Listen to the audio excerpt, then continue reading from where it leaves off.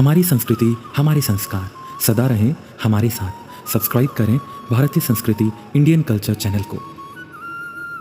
जय श्री राम दोस्तों, आप सभी का स्वागत है हमारे इस YouTube चैनल में। दोस्तों, रामायण से संबंधित अनेकों कथाएं आपने पढ़ी होंगी, देखी होंगी या सुनी होंगी, लेकिन रामायण के जिस पात्र के बारे में आज हम जिक्र करने जा रहे हैं उनके बारे में आपने सुना तो बहुत होगा, लेकिन कुछ ऐसी अनसुनी बातें हम उनके बारे में आज लेकर आए हैं जिसके बारे में आपको आज तक कभी भी पता नहीं लगा होगा। जी हाँ दोस्तों, आज की टॉपिक में हम बात करने जा रहे हैं माता सीता से संबंधित कुछ रोचक और अनसुनी बातें। दोस्तों, माता सीता से संबंधित बहुत सी बातें हमने रामायण में पढ़ी हैं और सुनी हैं, साथ ही देखी भी हैं, लेकिन आज की वीडियो में आपको वो सभी बातें पता लगने वाली हैं जिन्हें सुनकर आप दंग रह जाएंगे। जी हाँ दोस्तों, और कहा जाता है कि पौराणिक मान्यताओं के अनुसार माता सीता के बारे में केवल जानने मात्र से ही किसी भी व्यक्ति के सभी मनों की कामना पूर्ण हो जाती थी। तो दोस्तों, अगर आप इस वीडियो को देखना शुरू कर ही चुके हैं तो एंड तक ज़रूर देखिएगा, क्योंकि आखिरी में हमने माता सीता की एक ऐसी बात का जिक्र किया है जिसको सुनने से जन्मों जन्मों के पाप भी कट जाते हैं।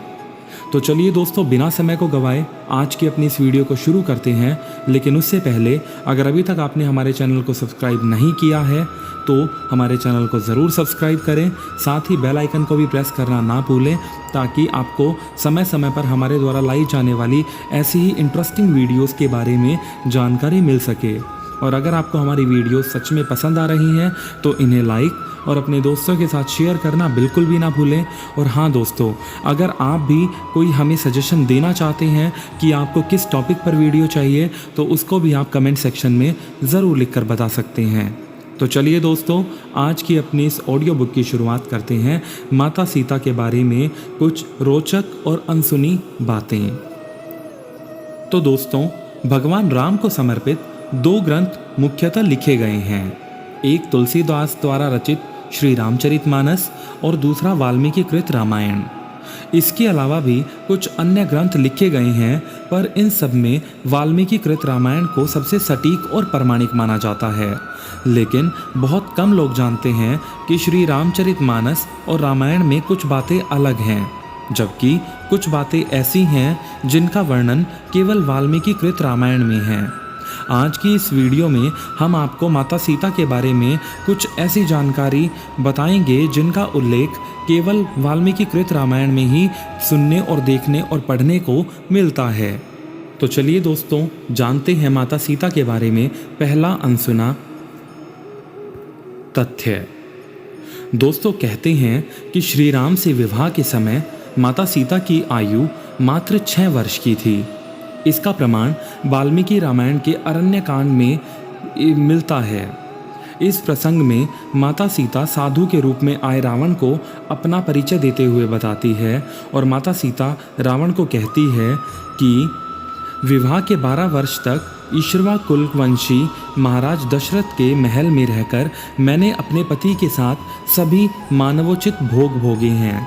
मैं वहाँ सदा मनोवांछित सुख सुविधाओं से संपन्न रही हूँ। 13वें वर्ष के प्रारंभ में मैं महाराज दशरथ ने राजमंत्रियों से मिलकर सलाह की और श्री रामचंद्र जी का युवराज पद पर अभिषेक करने का निश्चय किया। तब कैकेयी माता ने मेरे श्वशुर को शपथ दिलाकर वचनबद्ध कर दिया।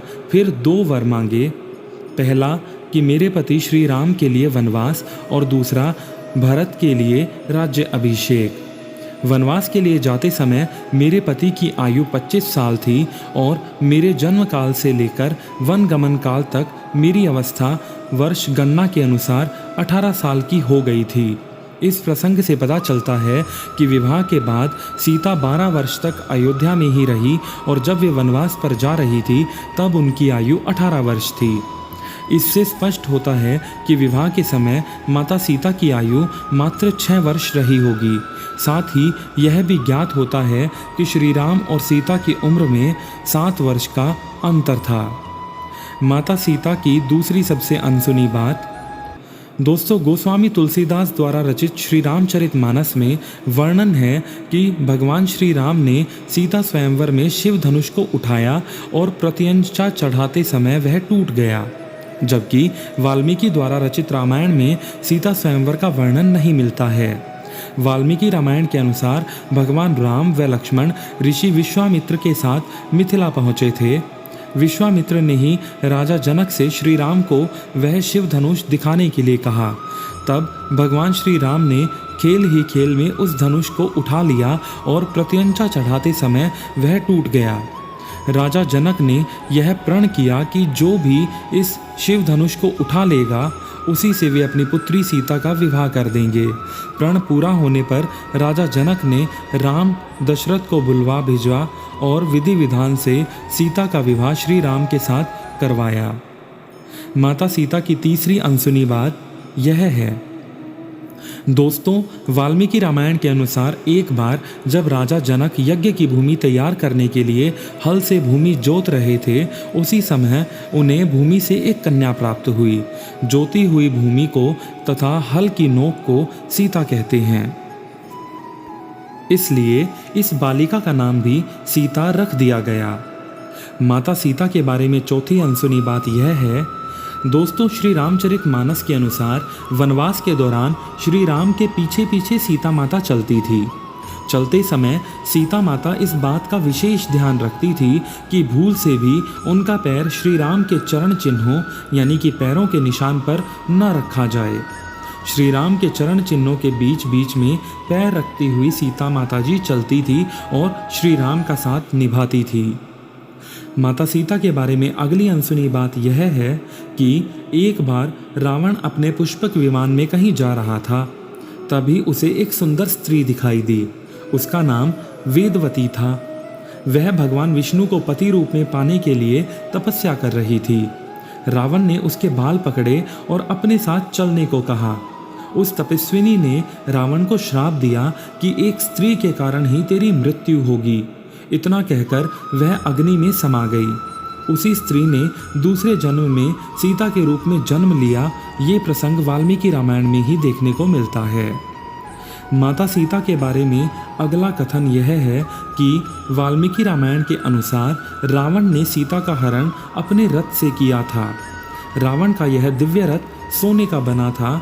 इसमें गधे जुते हुए थे। वह गधे के समान ही शब्द यानी कि आवाज करता था। वाल्मीकि रामायण में पुष्पक विमान का जिक्र बहुत अधिक देखने को, खास करके जिस समय रावण ने माता सीता का हरण किया था उस समय देखने को नहीं मिलता। माता सीता के बारे में अगला कथन यह है। दोस्तों, जिस दिन रावण माता सीता का हरण कर अपनी अशोक वाटिका में लाया, उसी रात भगवान ब्रह्मा के कहने पर देवराज इंद्र माता सीता के लिए खीर लेकर आए। पहले देवराज ने अशोक वाटिका में उपस्थित सभी राक्षसों को मोहित कर सुला दिया। उसके बाद माता सीता को खीर अर्पित की, जिसके खाने से सीता माता की भूख प्यास शांत हो गई। ये प्रसंग वाल्मीकि रामायण में ही देखने और सुनने को मिलता है। दोस्तों, अब मैं उस एक पॉइंट के बारे में बताने जा रहा हूँ जिसके बारे में मैंने वीडियो की स्टार्टिंग में जिक्र किया था। दोस्तों, अगर आप यहाँ तक पहुँच ही गए हैं तो ये पॉइंट, जो ये बात है माता सीता के बारे में, ये आपके लिए विशेष लाभकारी होने वाली है। अगर आप यहाँ तक वीडियो सुनते हुए पहुँचे हैं तो मैं उम्मीद करता हूँ कि आप इस बात का बेहद ख्याल रखेंगे और इस बात से पूर्णतः लाभ भी उठाएंगे। माता सीता के बारे में अंतिम और विशेष लाभकारी बात यह है, जो बहुत ही अनसुनी है, वो यह है कि दोस्तों, मार्गशीर्ष मास की शुक्ल पक्ष की पंचमी को श्री राम व सीता माता का विवाह हुआ था। हर साल इस तिथि पर श्री राम और माता सीता के विवाह के उपलक्ष्य में विवाह पंचमी का पर्व मनाया जाता है। दोस्तों, कहा जाता है कि जो भी स्त्री इस दिन व्रत रखती है उसके पति की आयु बहुत लंबी होती है और जो कुंवारी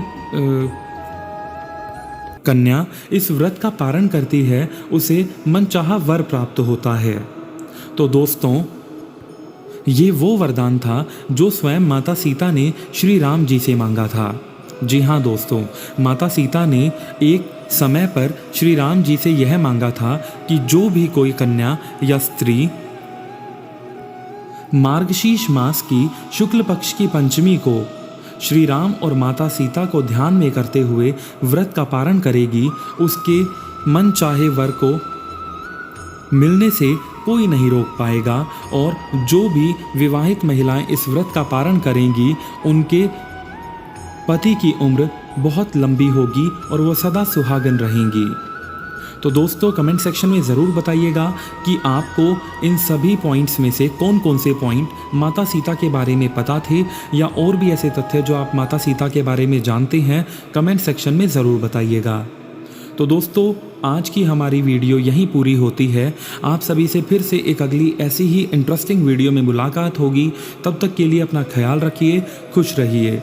और हाँ, अगर आपको हमारी ये वीडियो पसंद आई तो इसे लाइक, अपने दोस्तों के साथ शेयर और हमारे चैनल को सब्सक्राइब करना बिल्कुल भी मत भूलिएगा दोस्तों। साथ ही हमारी इन सभी वीडियोस की नोटिफिकेशन पाने के लिए बेल आइकन को भी ज़रूर प्रेस करिएगा। तब तक के लिए जय श्री राम, जय माता सीता, जय सिया राम।